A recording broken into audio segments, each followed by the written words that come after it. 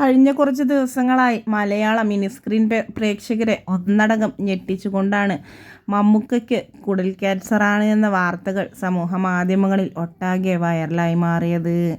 ചില ഓൺലൈൻ മാധ്യമങ്ങൾ തന്നെയാണ് മമ്മൂക്കയ്ക്ക് ക്യാൻസറാണ് എന്ന രീതിയിലുള്ള വാർത്തകൾ ആദ്യമായി പങ്കുവച്ചെത്തിയത്. പക്ഷേ കഴിഞ്ഞ ദിവസങ്ങളിലായി മമ്മൂക്കയുടെ തന്നെ PR ടീം അതിനെ നിഷേധിച്ചുകൊണ്ട് രംഗത്തെത്തുകയുമുണ്ടായിരുന്നു.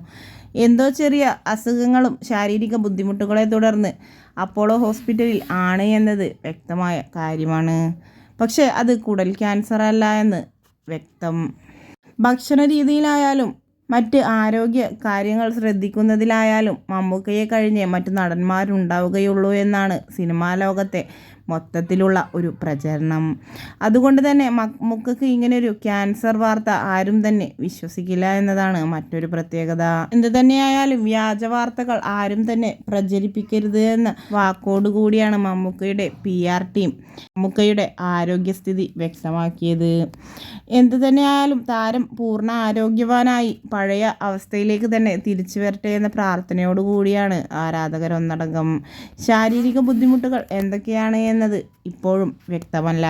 പക്ഷേ അത് പേടിക്കാനുള്ളതൊന്നുമില്ല എന്നും ക്യാൻസർ അല്ല എന്നും PR ടീം വ്യക്തമാക്കി.